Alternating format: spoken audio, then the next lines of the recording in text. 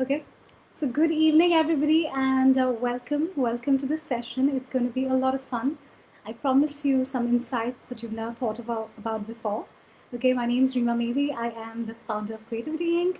And Creativity Inc. is an educational venture, and we're known for something really unique, and that is value creating communication skills. So, since inception in 2014, it has been our endeavor to educate children in the art of communicating in a manner that creates value in their life. And when we talk about values, we actually emphasize on certain values. The first one being authenticity, teaching children how to be themselves and always empower them by allowing them to be themselves as much as possible. Okay, the second value that we absolutely emphasize on, and which I think is totally required in today's world, is inclusivity. Okay, being inclusive, being respectful, being understanding. We also emphasize on empathy. Okay, and these are the values based on which we have designed all of our modules. Each of our modules is based on communication skills.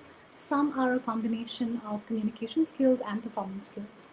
So those of you who are just joining in, I can see 15 people have joined in. Unfortunately, I cannot obviously see your names, at least till now. Okay, so I'm just going to kind of, play it by ear. So once again, hi everyone, I'm Rima Mehdi. I am the founder of Creativity Inc., which is an educational venture.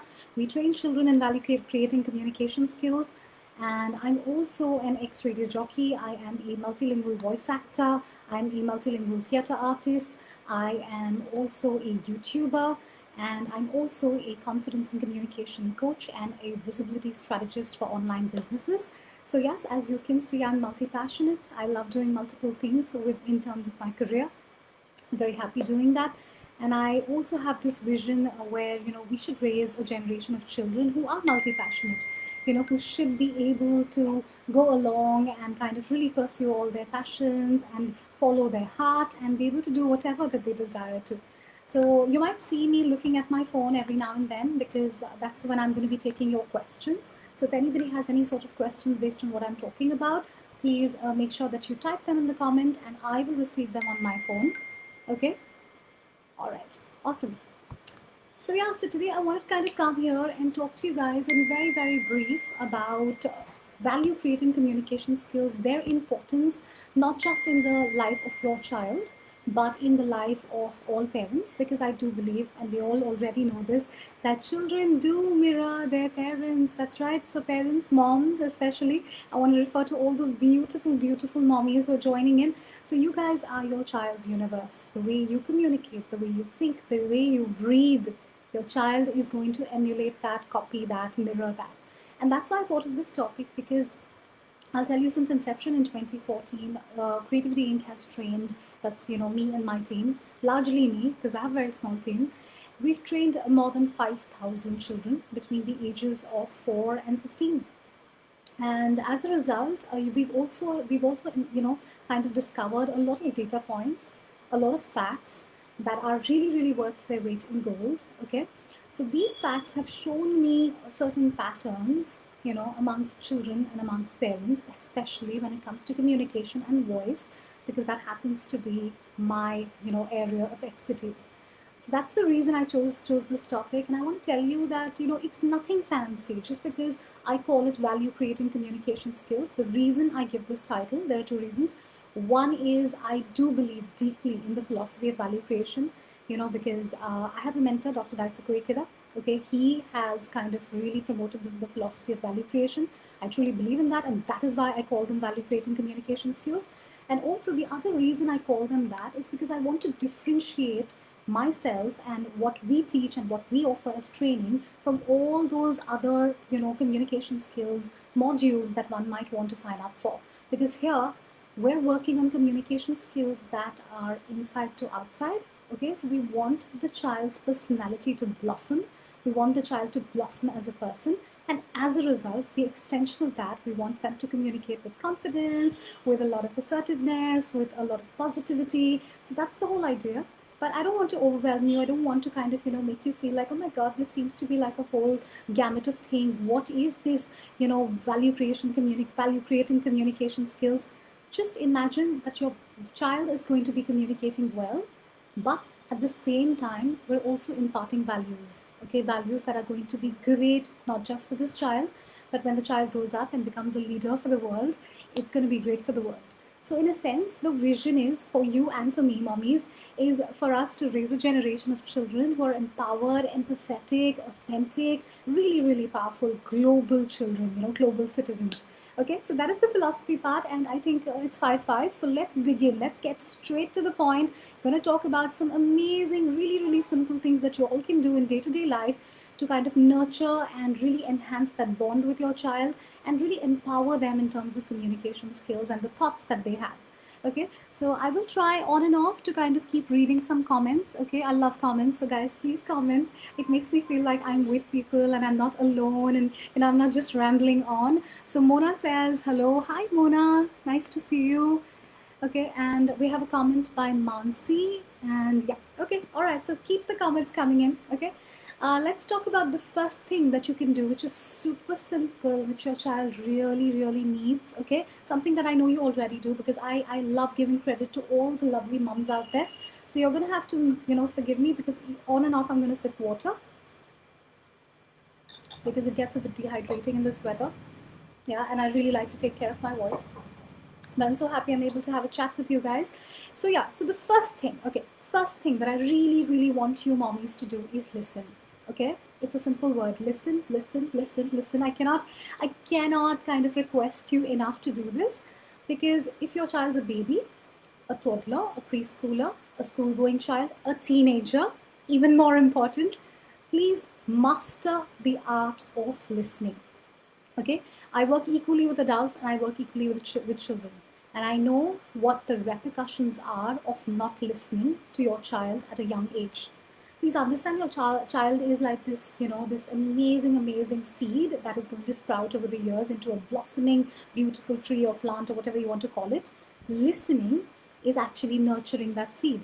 So if your child comes to you, and says something, the first thing I want you to do is I want you to be 100% present. Okay, I want you to give your child full eye contact.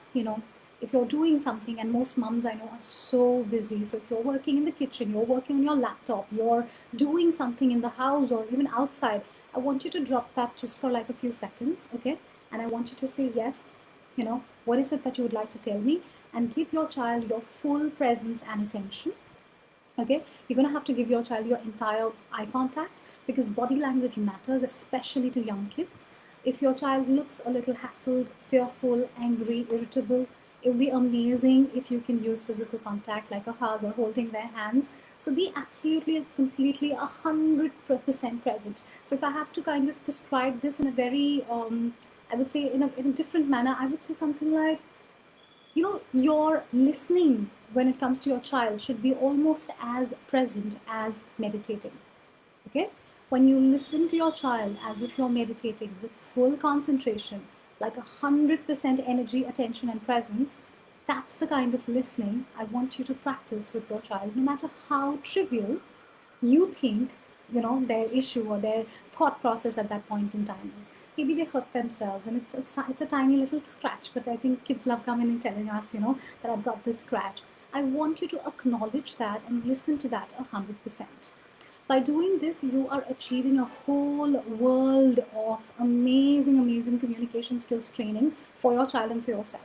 Okay, when you listen, you're really able to understand what's going on in your child's mind in terms of the thought process, the non-verbal communication that's coming through their eyes and their body language. When you're present, you'll be able to figure that out, and you'll be teaching your child to listen 100%. Trust me, all the world's powerful leaders are great listeners, and all the world's powerful speakers are great listeners, all the world's powerful communicators are great listeners. So please be 100% present. And I know how difficult this is for mums. In fact, my mom used to say that, we have 50 things to do as parents, and all you want to do is you want me to sit and listen to you. And I think she did a fabulous job of it when she had to listen to me. But I would say, please do not negate this hack or this tip or this advice of mine as something trivial. It is really powerful, and it's going to change a lot of things between you and your child in terms of the relationship that you guys nurture and build for the years to come. Okay, you also look at, okay, I'm getting some amazing tips from on the message. I'm going to actually, do that as well.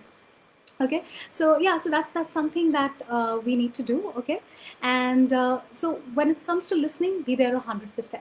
Okay, now I'm just going to check the comments in here. Okay, there are no more comments. Okay, so the next thing I really want you to do is I want you guys to think about empathy. Okay, now, empathy is something that feels very heavy. It feels like, oh my God, empathy is almost out of my league. How am I supposed to be empathetic, especially to a little child? Just make it really simple. Okay, imagine you are your child's age. Okay, imagine that there's no difference between your age and your child's age. Okay, so you're going down to your child's level. You're putting yourself in your child's shoes. Okay, and that's when you are actually communicating with your child. So if your child is saying something to you, something that's bothering them, they're angry, just imagine how you would feel if you were 3, 4, 5, 6 and you were angry. What kind of a response would you like, to receive from a parent or from an adult or from a friend? Give that kind of a response. To give you a very simple example, my niece used to come to me and tell me how she would get angry with children who cheated in a game because she believes in following rules. She believes in being right. And she was barely 5 years old and she would always do that for me. And I would always want to kind of comfort her.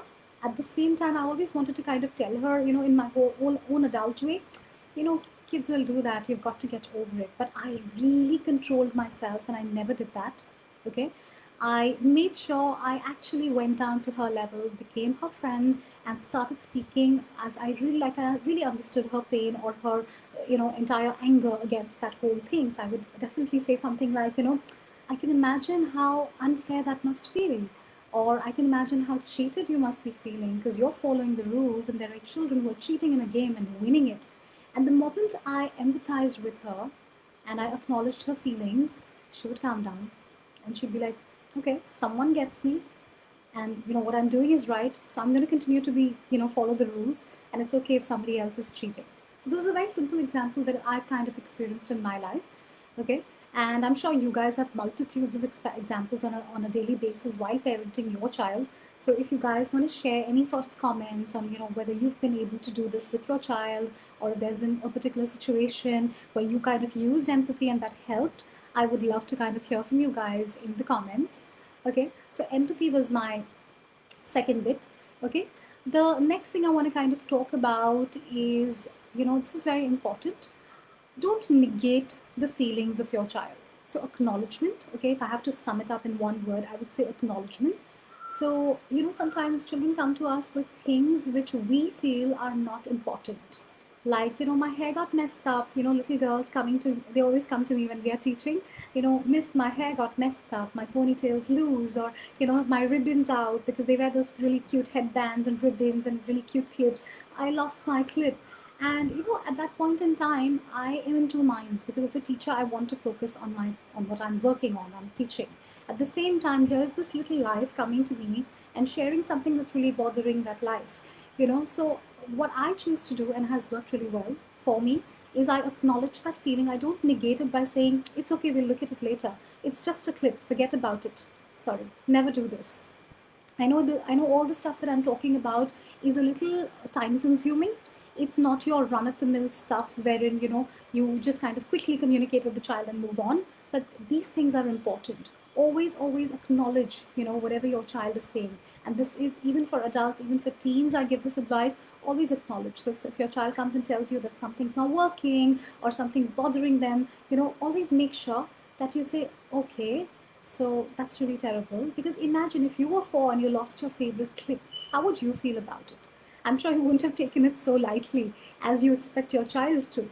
Because these are little lives and every tiny thing that happens in their life, is a small, tiny mini trauma for them, It's a big deal for them. And as they grow up, we want to kind of communicate to them that it's okay. It's okay for you to feel these various different crazy feelings because everyone feels them. So I would love for you guys to really acknowledge that child and say that, I understand how you must be feeling. So this is a little different from empathy. Empathy is when you want to kind of go into their shoes and feel their pain. So empathy is for situations where they are angry, they're sad, they feel like something wrong has happened. And the differentiation of acknowledgement is also for happy feelings. Okay, so we want to acknowledge their excitement, we want to acknowledge their happiness, we want to acknowledge their surprise, their delight, all the amazing expressions that they're expressing. Acknowledge, acknowledge, acknowledge. The more you acknowledge, the more confidence you're imparting into your child. Okay, so this is a very direct connection between acknowledgement and confidence. When you acknowledge your child's feelings, you are creating a more confident child, because a child learns to trust his or her feelings. They learn to trust what's going on in their body, what's feeling in their gut, what is their instinct. Okay, and they grow up to be confident adults. So it's a simple thing that you can do. So if your child comes and tells you something, don't say. So if they fall, for example, yeah, one is empathy, that, oh, you must be really hurt, how can I help you? And the second thing is, so you fell today. Just acknowledging that something different or something out of the ordinary happened for your child today. Okay, so you fell today. And how did that make you feel? Ask them to express, and most definitely ask them to acknowledge. Okay, so that is something that I really want to kind of tell you guys. The other thing I want to tell you guys is always, always talk to your child like you're talking to a full breathing adult, an intelligent adult. Because I think there is a famous quote that says that, children are nothing but, full grown, like, so fully intelligent human beings in small bodies. Okay, I don't know if you all have heard this quote. If I'm not wrong, this is by Jawaharlal Nehru. Okay, so children are nothing but fully grown intelligent adults in small bodies. So make sure that when you're communicating with your child, you are truly and completely communicating as if you're talking to a full thinking adult, using simpler words, obviously. So you cannot expect to use really big words that children don't understand and communicate with them. They will not get you. But don't talk to them like they're a baby, no matter what their age is. Okay, always acknowledge the fact that your child is like a thinking individual, understands everything that you're saying. It's just that your child may not be able to express yet. Okay, they may have, something related to language issues or vocabulary limitations or age limitations, but that doesn't mean that their brain cannot absorb.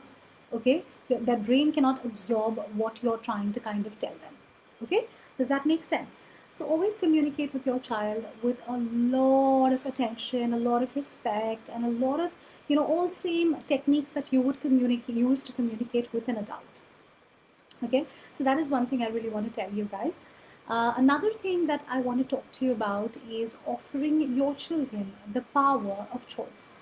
Okay, so sometimes we as parents want to discipline our children. Because we want to discipline our children, we want to enforce on them, what we think or what we believe or what we want them to feel.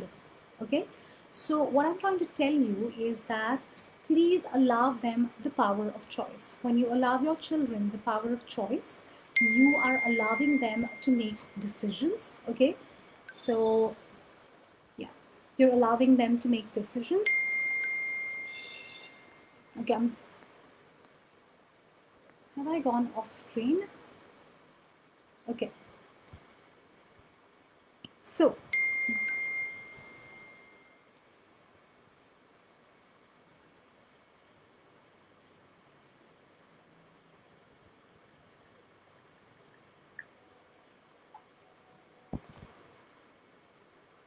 yeah, so to my knowledge right now, the reason I kind of messaged is because I can't see myself on screen anymore, so it looks like my video is off, but I'm assuming you guys can see. Okay, all right, awesome. Thank you for letting me know. All right, so another thing I wanted to kind of, so I've been told to be louder, so thank you for letting me know I will be louder. So I was trying to say that giving your child the power of choice is very, very important. Okay, so what really happens when you enforce what you believe or your sort of thought process on your child, you're actually curbing their decision making abilities at a very young age. Okay, and that's something that you don't want to do, because you don't want to, kind of have a child who's overly dependent on you as your child grows up. And what happens between the ages of 0 and 7 is what really makes your child, makes an adult actually. So we're all an amalgamation of stuff that we learned between the ages of 0 and 7. So make sure that you are actually telling your child, giving your child the power of choice in every situation. Okay, so let's say that you want to ask them what is to be done in the evening, what's the plan for the evening. So don't tell them, hey, this evening we're going to the mall, or this evening we're going to go down and play. How about you help them exercise the power of choice? So you can tell them, so what would you like to do this evening? We could either go to the mall or we could go down and play. I know both these options may be absolutely simple to you, they may be absolutely valid options, but allow the child to choose. When you give your child the power of choice, you're empowering them to learn how to make tiny, tiny day-to-day decisions, okay? So yeah, if your child says, let's go to the mall, and if you were actually hoping that they chose the other option, you can always ask them, why would you like to go to the mall over the other option? And if the reason is valid, you can actually, take your child to the mall. So as a result, what happens is that your child learns that if I have a valid reason and I exercise my power of choice, that is the way for me to move forward. I think this is a very simple thing. Like even simple things, like I've seen a lot of little girls and boys actually choose what they want to wear. And I've heard mothers telling me things like, he or she just doesn't listen to me ever since she's turned 3 or 3.5. She just wants to wear what she wants to wear, or he just wants to wear the shoes he wants to wear, and they don't want to listen.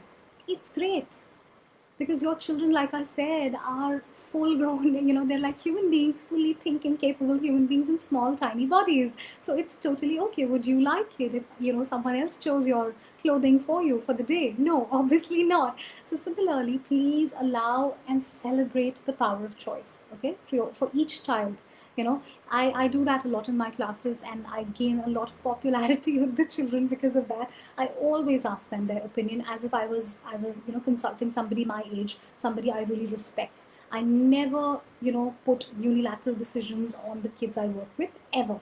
I always ask them their opinion on different subjects, different decisions that we make during the class, during the session. I also ask them, I give them options, and they allow them to choose. And if they choose one option and later on they come to me complaining about their option, I very gently remind them it was your choice.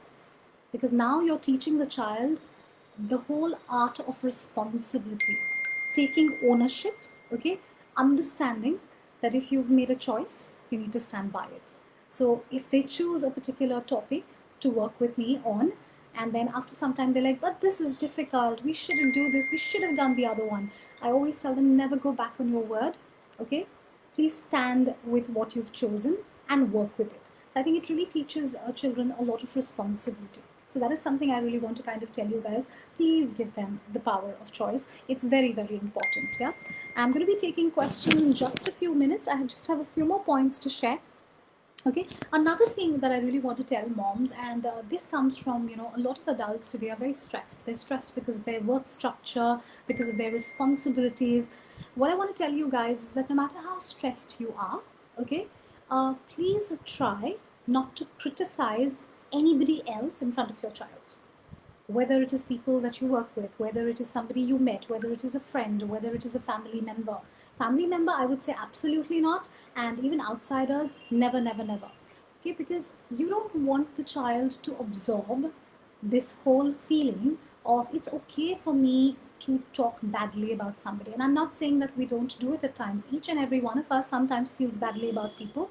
And sometimes we just want to kind of vent our feelings out, and just kind of say, oh my God, I'm tired of this person. I'm really, really frustrated with this situation at work. But I would try and tell you that please wait a while before you express such feelings in front of your child. If your child is in his or her teens, it's totally okay, because then there is another reason for you to kind of express yourself in front of the child, because you want your child to see all your struggles and see how your journey has been so far. But if it's a younger child, young children are not able to see gray areas. They take everything in black and white, and as a result what really ends up happening is that when you criticize somebody, the child might think that that person or that situation is just bad, it's 100% bad. It's not like you're having a bad day and that's why you did it. The child might think, and most probably that happens with children, the children actually end up thinking that that situation is 100% terrible in your life, and they kind of absorb that feeling. So the next time they probably see you with that person, whether it's a friend or a family member or a work colleague, they're going to think that, oh, mommy or daddy, they don't like this person. This person is a completely bad person. And like we all know, we don't want to raise kids who kind of judge people into, this is a bad person, this is a good person. Everyone's got good in them, everyone's got bad in them. We want inclusive children. Yeah. So please make sure that you're not kind of expressing this sort of heavy criticism or heavy negativity in front of the child. Okay, I'm not saying raise overly protected children. I'm not saying don't get angry with your child. It's only natural to get angry with your child, but how you convey that anger is very important. And also that anger is then between you and your child. It's a mother and child relationship. That whole anger then kind of is part of that. But when you're bringing a third person who's not present, okay, and criticizing or talking badly about that person, it really does affect your child in a very complexly negative manner. I mean, it's not something very straightforward that happens in the child's brain. So be very careful about that. Okay. And one more thing that I've always kind of told a lot of moms, don't compare, not just your child, but don't compare anyone with anyone. Like, don't compare people in front of your children. So the worst thing you can do is obviously compare your child with another child, because that's something we just don't do, because your child is so unique and so is the other child or person that you're talking about.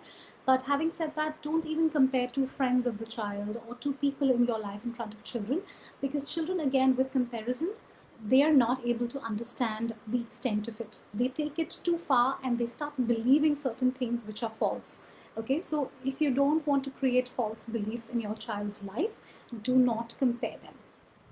Okay, so I have some comments. Aishwarya says, "Nice listening to you." Thank you, Aishwarya. It's like a little uncomfortable for me because I really can't see myself. My laptop says that the video has stopped, but I'm so happy that you guys can still see me, and I'm continuing.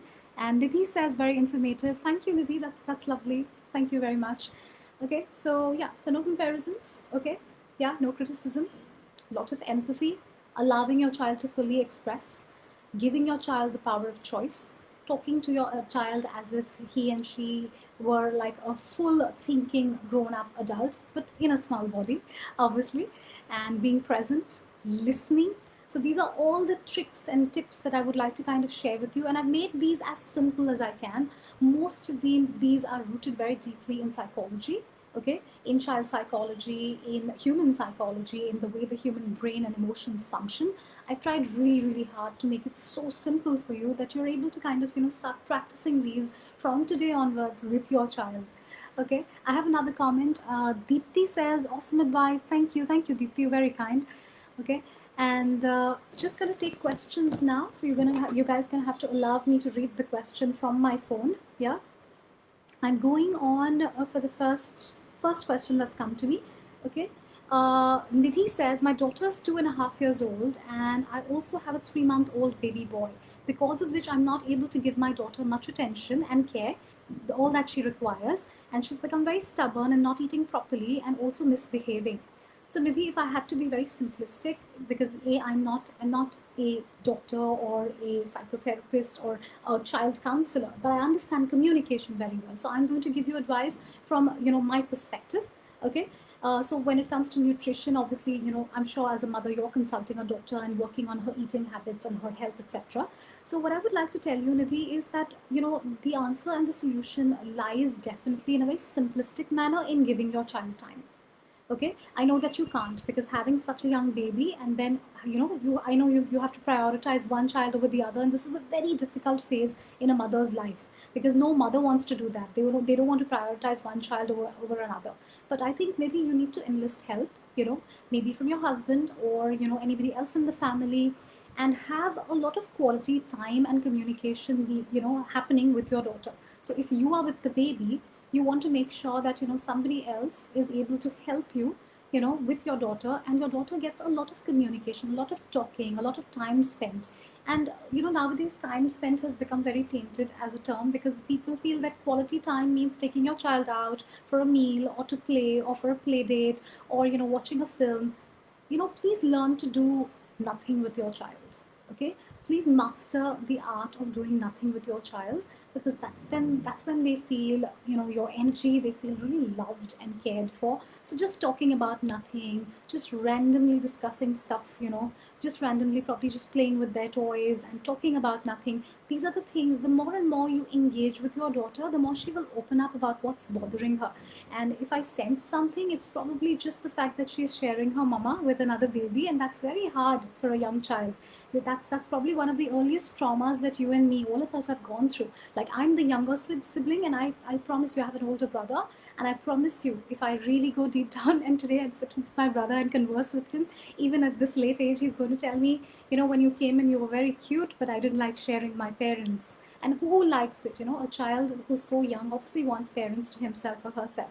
So I would say, Nidhi, please enlist help, okay, and get someone to talk a lot with her, spend a lot of time with her. And of course, when it comes to her nutrition and her eating habits, definitely consult a doctor, okay. The next question is coming from, guys, I'm gonna have to give me some time to read the questions. There's so many questions, oh my god. I'm so happy. Thank you, guys. Thank you for lovely, lovely questions. Okay. Ritu says, I have 2 kids. My daughter's 3.5 or 3 plus. My son is 2 months old. Just because my son is too small, I might not give too much time to my daughter as I gave her before, and I feel bad about that. However, she never felt so or said like that. That's awesome. Okay, so Ritu, I think what Ritu is doing is she's kind of, probably answering Nidhi's question.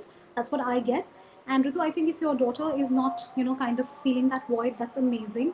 And I think one thing that moms should really get rid of is this horrible, horrible word, which I call the worst word in the world. That's called guilt. Guilt is a useless feeling. Just trash it, put it in the dustbin, because guilt is not going to take you anywhere, especially as a parent, okay? Because parenting is a lifelong journey, and there's going to be perfect days and there's going to be imperfect days, and if you're going to kind of pull yourself down with guilt, I don't think you're going to go very far. So please trash this feeling.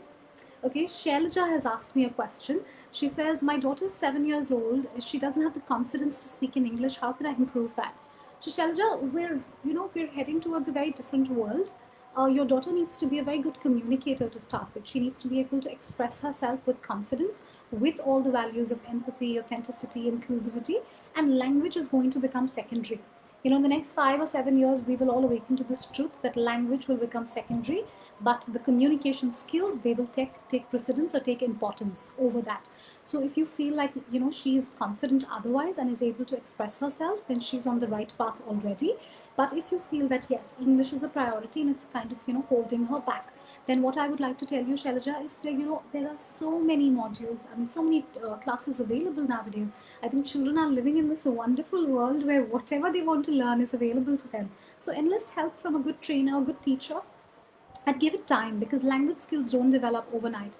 Anybody who you see is well spoken hasn't started speaking like that from day one. They've put in years and years and years of effort to become good communicators and good speakers, and to be able to use the right words with the right language. So make sure that you're giving her a lot of time. If she's 7 now, patiently work on her English language skills till the time she's 9 or 10. I would say 10. Okay, you will see a difference. In fact, you'll see a sea change. Have patience, never criticize, and believe in the fact that, as long as she's a strong communicator, she's on the right path. Because like I said, 5-7 years down the line, the world, we are already headed towards a very different world. Language is not going to be so important. Communication skills are going to be, so much more important. Okay, the next question has come from Hina.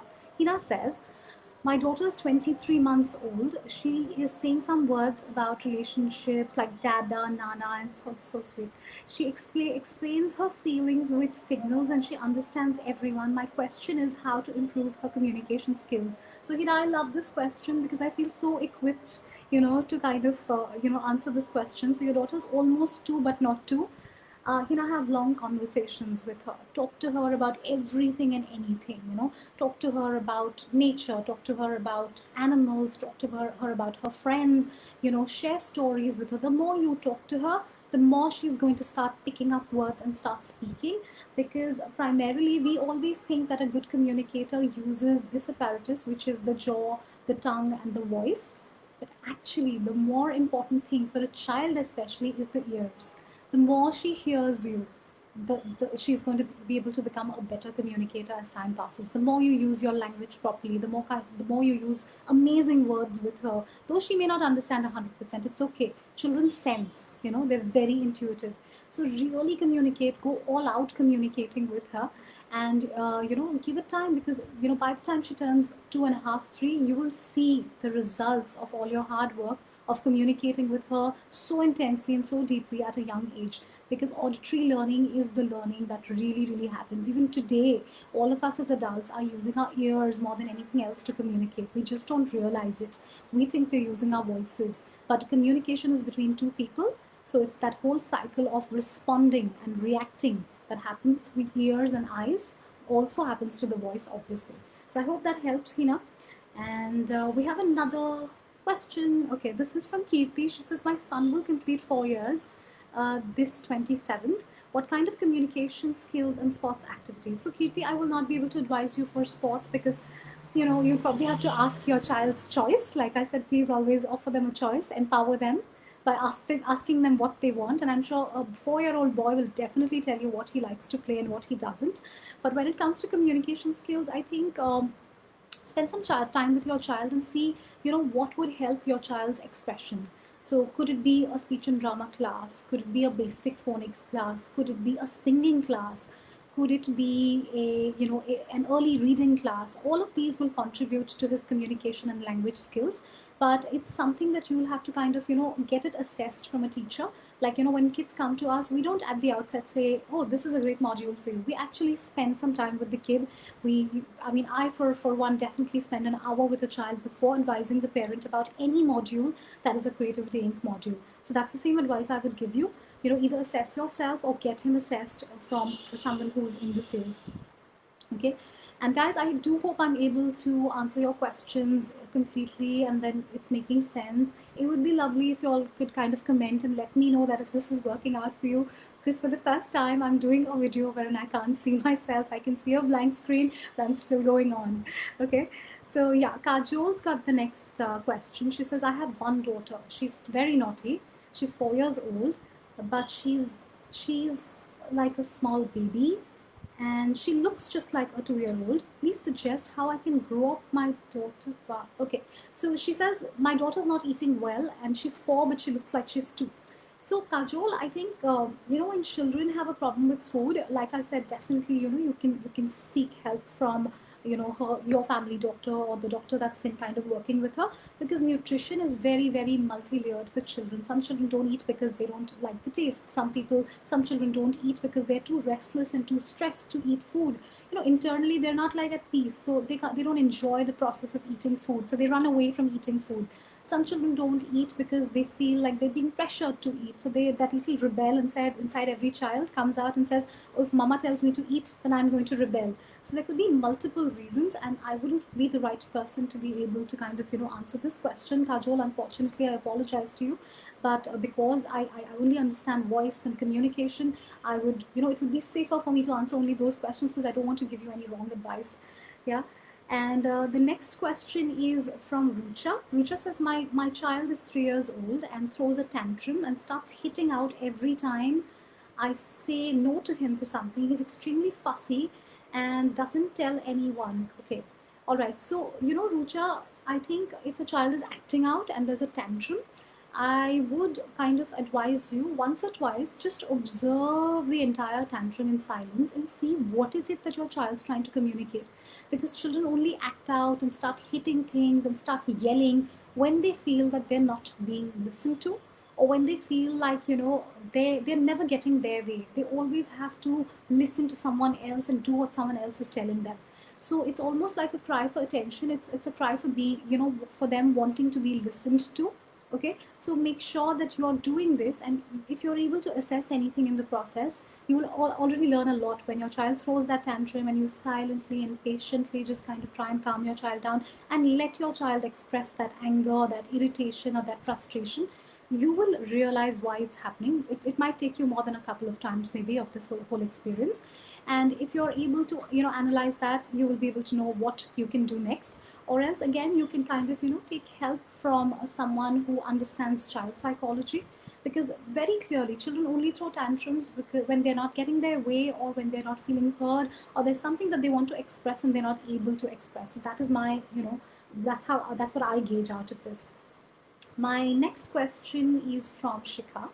Okay, Shikha says, my baby is 1 year old and 1 year and 10 months old, weak. How can I increase his weight? Okay, so Shikha, I'll have to unfortunately skip your question because of the fact that it's so related to, fruit and, sorry, nutrition and, the general health and well-being of the baby. But having said that, Shikha, you can, it's a baby. I think babies are very intelligent. I'm talking from the perspective of communication. Okay, babies are very, very intelligent. So if your child is not eating, I would say don't force for sure. Definitely enlist a doctor's help, but don't force, because children are very in tune with their bodies. So if the body isn't asking for food, the child will not eat. And there's obviously an issue there. So you need to kind of enlist help from a medical professional. Okay. And yeah, so okay. So next question is by Ruchi. Okay, Ruchi says, my daughter is 1 year and 11 months old. She's very active, but she doesn't speak like other babies, except very few words like mommy, daddy. She's not speaking sentences. So I think, Ruchi, I would like to kind of repeat the same advice I had given the earlier parent. Make sure you're talking to your child a lot and give it time. Some children speak a little later than others, and if she's speaking one word, things already, like she's already saying mommy and daddy and whatever else, that means she's completely fine when it comes to speech and coherence and absorption. So I think you shouldn't overly worry and give it time, because everyone has their own natural cycle. Some people do some things fast, some people do something slow. So just trust and kind of support and have patience. And if this still continues after a few months, then maybe you might want to kind of enlist help from a professional. But I think 1 year, and like almost 2, right? So some kids do take time. So okay, the next question is from Jyotsna. Okay, my son is 3 years old. He's very active, and he can't speak sentences. He only speaks 2-word sentences. How can I improve that? He can identify animals, alphabets, fruits, vegetables, shapes, vehicles, numbers up to 30. So, Jyotsna, if he's identifying all this, that's great news. That means he's absolutely able to understand and absorb and be very coherent about, communication. If he's speaking 2-word sentences, that I would definitely agree is less for a 3-year-old. You might want to obviously start reading to him regularly for a good amount of time, say 20 to 30 minutes per day. Okay, you might want to watch some quality television, or some quality shows with him, TV shows I'm talking about, where you can actually explain what's happening on screen, and he listens to you. So this should be something that you should do a lot. You can start doing a simple word exercises with him, wherein you pick a difficult word, you tell him the meaning, and both of you practice or try to say that word. And I still feel that you should definitely enlist help, because 3 years is high time.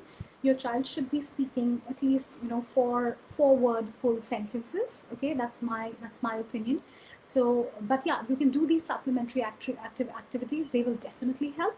But 3 years old, I would say definitely enlist help from like a professional, like a speech therapist. I'm not saying your child needs speech therapy. I could be completely wrong, because like I said, I'm not a doctor. But I would say at least get advice. You never know what you might discover, and maybe your child could then start speaking much faster. Okay, the next question comes from Alina. She says, my baby is 2.5 years old. She's not talking like other children. She only spells words, not sentences. So Alina, I think for you, I would say the same thing that I said to Jyotsna, because both your kids are so similar in age, 3 and 2.5.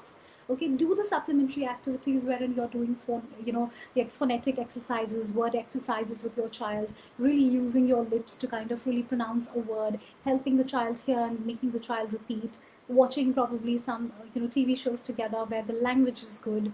Please select wisely. Reading to your child, communicating, playing word games with your child, teaching your child how to pronounce longer words, newer words. So these are all supplementary activities that can happen. But if you feel really there's a problem, I would say definitely get advice from a medical professional, because 2.5 and 3, I've seen children speaking a lot. So if you're sensing, if your mother's intuition is saying that, I'm finding the progress a little slow, then I would say definitely, do that. Like in the earlier case where the child was not even 2 years old, I said, wait, give it time. But once you're above 2.5, 3, then that's the time when you need to kind of, speed up the process of communication. Okay.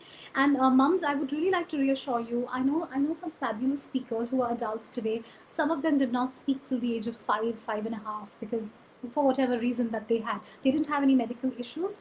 They were probably just slow learners, and today they are fabulous speakers. So I want to assure every mum out there that nothing is the end of the road, and please don't get like overly worried, because I know as a mother it's very, very natural to overly kind of worry about your child. But I know some amazing speakers today who haven't spoken till the age of 5.5, 6. Of course, today they're adults and they're doing really well in the world of speaking engagements and etc.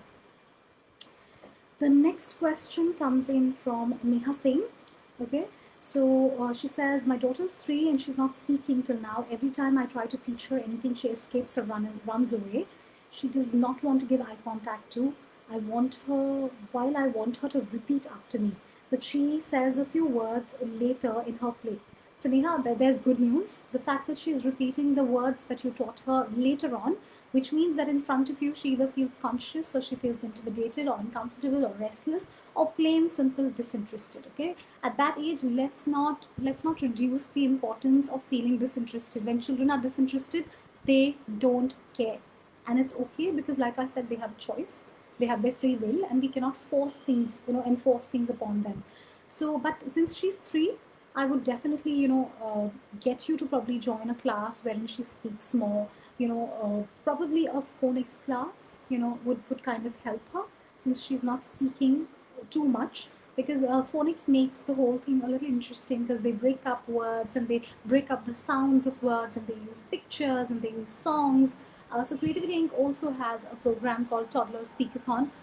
We really enhance young children's vocabulary and speaking skills. So I would say a class like that, and probably also asking maybe her school teacher to kind of help out, because if she's 3, she's already probably going to preschool, or nowadays probably online preschool. I don't know how that works. So maybe those things could help her. But yeah, don't force her, I would say, because looks like she's learning the words. It's just that she doesn't feel like repeating them in front of you. So let's not push our children to do something when they're not interested. Maybe in time she will be more interested in this exercise. But if you feel she's not speaking at all, like, I would go back to that same thing that I'm telling all the parents. Please get advice from a speech therapist. Okay, because they are very, very intuitive, and they're able to tell certain problems at a very early age. And in all probability, I don't think your daughter has any problem, but it's better to make sure. Okay. Bridge Mohan says, my 5-year-old son doesn't speak with my family members over the phone. So I know so many children who are very naughty, very talkative, very friendly. They don't enjoy speaking over the phone, especially with adults. Okay, and the reason for that is, I think as adults, they ask them repetitive questions, which the child probably finds a little silly. Sorry to use that word. So I've had this experience with many, many kids. I've also had this experience with my own nephew, who wouldn't speak to me on the phone till he was a good 6 years old. Between 3 and 6, he was not interested. And now he cannot get off the phone with me. He just wants to talk all the time. So I wouldn't be overly worried. Again, please don't enforce. Would you? I mean, as an adult, if you're being forced to talk to somebody on the phone, would you like it? So I would say, leave the child for a little bit. And I know that the family members probably feel unwanted or hurt, that, oh, this little baby doesn't want to speak to us. But I think they're adults, and they'll understand. So please allow your child to kind of develop that affection and attachment to speak to those people. And I promise you, you will notice that when he meets those people in person, he will be more than happy to speak to them. It's probably just that I've seen children have this aversion to long conversations on the phone, especially if at that time they're playing or doing something. Taking themselves away from their work and speaking on the phone does not go well with children. That's something I'd like to say. Okay, then I have Manveer, who says, my daughter's 16 months old, but she doesn't speak. Please give me suggestions how to enhance her speaking skill. So Manveer, I think we have time. 16 months is a very young age. So you can definitely give it time. Having said that, in the meantime, you make sure that you're communicating a lot with her. The more you talk to her, in a few months' time, you will see that she will also pick up, and she will also want to talk to you as much. Okay, so nothing to be overly worried about for such a young child. Okay, and Avantika says, my daughter's 2.5 years old. She was talking very well, suddenly started stammering. How do I stop my child from stammering? So Avantika, this is a very specific case, okay? And if you're saying that your daughter was speaking well earlier and now has started stammering, I sense, and this I could be wrong, I sense that she has experienced some amount of fear, or if someone has laughed at her or something like that has happened.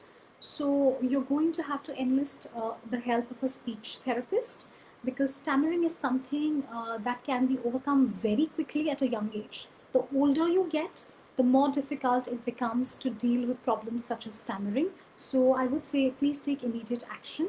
That would really help, Avantika. The next question comes in from J. Rawat, I don't know the first name, says, hello ma'am, my son's going to be 3.5 years old, but he only speaks one or two words, not complete sentences, doesn't show any interest in his online school class, otherwise he's really active. So, when your child is 3.5 and not speaking sentences, I generally would definitely make sure that I get an opinion from a medical professional, because I'm not saying there's anything wrong with your child, okay? But there could be multiple reasons. There could be lack of interest. There could be, some sort of problem in the way they kind of understand things. There could be multiple reasons. So because at 3.5, children are literally bursting to speak. They can't control themselves. You have to tell them, please keep quiet. So if the opposite is happening, I would say definitely, take medical advice. For all you know, nothing is wrong. Everything is great, God willing. But it's better to make sure, because these are really precious lives and we don't want to take them for granted. There's Sunita Borgaonkar who says, my kid is just 16 days old. Just wanted to know if there's any tip to boost his memory for communication. So Sunita, I think your child is one very newborn baby, so congratulations on that, and very young child. So I don't think anything to be overly worried about. I think just the fact that you're loving your child and appreciating your child through your words, saying some amazing, wonderfully empowering, positive things to your baby, like you're so wonderful, I love you, I'm so happy to have you, you're the best baby in the world. Even if you communicate all your love through voice, I think you are empowering your child enough, because your child is absorbing your energy in every way. I'm assuming you're feeding your child, so your child is also absorbing what you eat.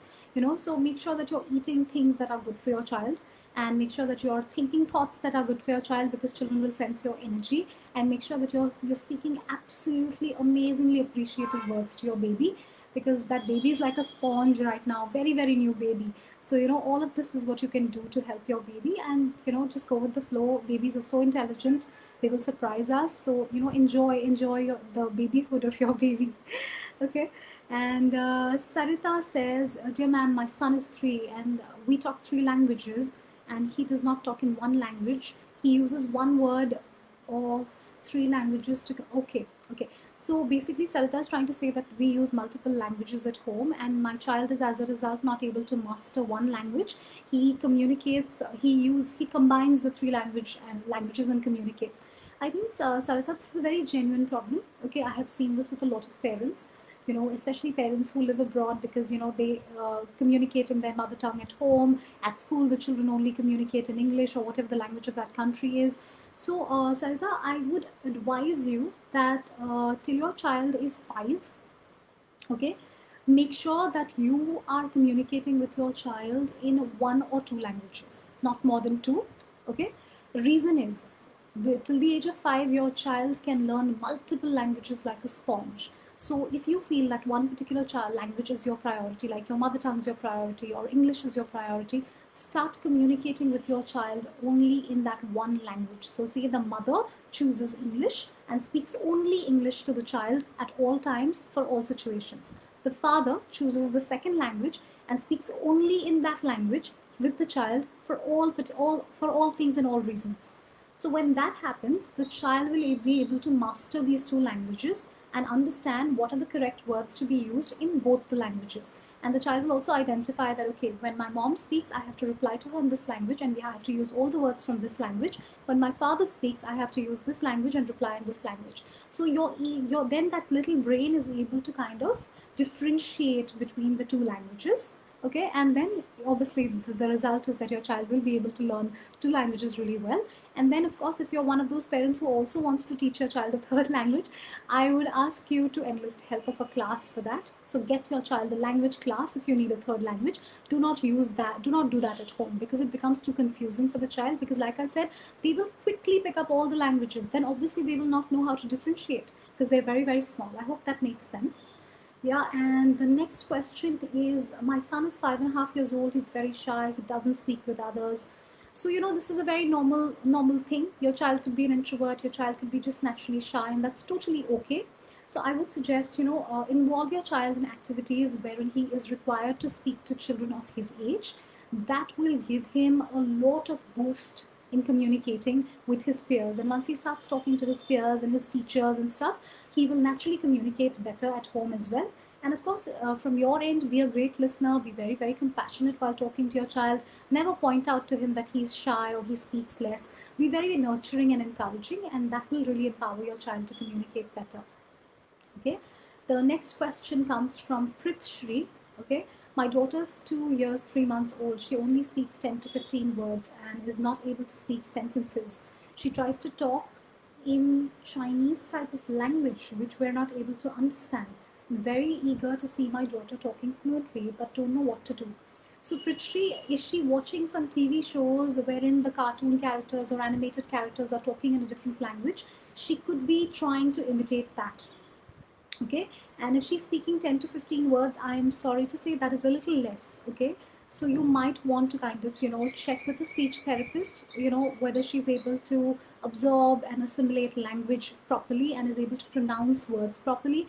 I feel like it's a slight bit of a mouth apparatus or verbal apparatus issue. I feel like it. I could be totally wrong, but please seek advice, because I feel like at 2 years 3 months she should definitely be speaking more than 10 to 15 words.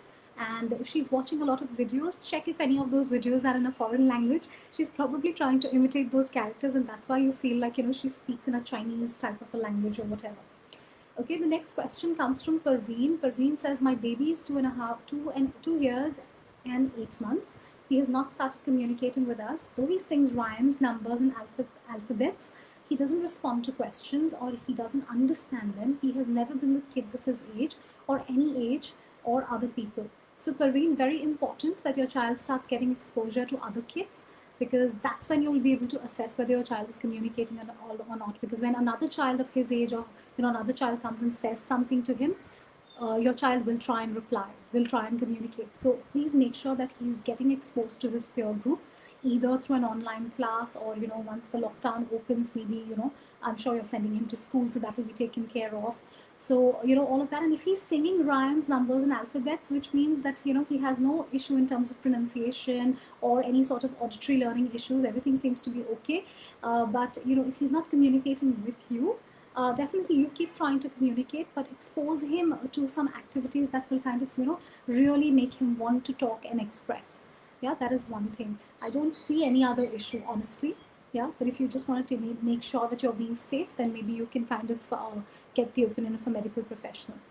And the last question is from Shivalika Agarwal. She says, how do I make my child obey instructions? Are there any effective ways of communicating? Like, my daughter tears every paper and cardboard, whether it's useful or not. I always oppose what we try to teach her. What should we do in that situation? So Shivalika, I don't know the age of your child. If you could tell me the age of your child, that would really help me. But having said that, your child seems to be going through a rebellious communication phase, wherein what happens is that the child starts opposing the authority figure, which is the mother or the father or the grandparents. So just because the child feels that these people have an authority over me, whatever the authority figure says, the child starts to oppose or negate. Okay, and this thing is very, very common amongst children. If you tell me her age, I would be able to tell you more. So if this is happening, then I think you need to change the way you communicate with her. I think you need to be very, very mellow with her. You need to start giving her a lot of authority in terms of what she wants to do, what she doesn't want to do. I'm not saying encourage tearing of paper. It's a bad thing, I know. But I think give it a rest for a few weeks and see. if you give her the power of choice, if you really treat her with a lot of respect and allow her to kind of do these things for a while, you'll actually come to know what it is that she's trying to do. Maybe she does these things because she's being overly monitored. It's a very specific situation, Shivalika, and I don't want to read into it in a manner that I'm wrong about what I'm saying. But sometimes what happens is that we are overly we over monitor our children, or we over instruct our children, or we over advise our children. That's when they start kind of rebelling against authority. So if you could kind of just give her a little more leeway, give her the power of choice, be very gentle, be very respectful, be very encouraging, very supporting, to whatever that she's doing, even though you don't really like it so much, for a little while. I'm not saying do this forever. You should be able to see some improvement in the way she behaves. Okay, I really, really think so, because that's what happens when children start rebelling against authority. Okay, and yeah, Dipti says, Renuka says, how to say no to a child who who doesn't like the word no and keeps crying, or okay, got it. How to encourage? Okay, all right. So Renuka, I think you know you can probably change your vocabulary. Don't use the word no if your child doesn't like no, because a lot of kids don't enjoy no. Okay, nowadays they're very sensitive to the word no. Okay, so maybe you could just kind of reframe your sentence and say something. So if the child says, I want to play with this right now, and your natural response is to say, no, you can't do that, don't say that. Say, how about, you know we do that later? Could we do this right now instead? Would that be better for you? So when you form your sentence in the form of a question, the child feels like he or she is in charge, and he or she is allowed to make a choice and make a decision, and that kind of works better for the child. I hope that answers your question.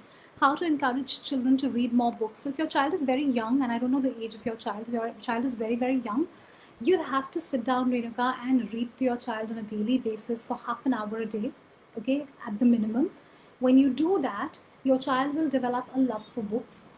Taking your child in the world of stories every day, it'll be like a beautiful childhood memory. And when the child grows up and becomes independent enough to read, the child will read more. And if your child is already of reading, like is already able to read, then maybe you can ask your child to read to you. Like the way you would read to your child when your child was young, a slightly older child can read to the parents. And I think that's beautiful family time. And that kind of, makes books very special for the child, because that book then becomes a way of connecting with the mother or the father. Okay, this is a great activity before sleeping. Manisha says, how to engage twins who are 4.5 years. They can't do any physical activity. So Manisha, there's tons of stuff that you can do with 4.5-year-old kids. I'm probably going to talk in terms of performance skills and communication skills, but even otherwise, there's so much that they can do. So, get them to learn a language spoken. I'm not asking you to do like a written, learning, but get them to learn a new language. Get them to join a storytelling class wherein they're able to tell stories, not just listen to stories. Get them to do like a dance class, or you said no physical activity, so maybe a speech and drama class for very young children. It helps them with expression and confidence. So there's a lot of stuff, Manisha, and if there's anything specific that you want to ask me because of which you're asking me this question, please feel free to do that. Yeah, and I think that pretty much brings me to the end of all the questions. So I hope this has been worth your while. I thoroughly enjoyed myself. I would have loved to have the screen going, because it kind of did make me feel a little weird, because I didn't know where to kind of focus my eyes, because my screen is completely blank for the past 45 minutes.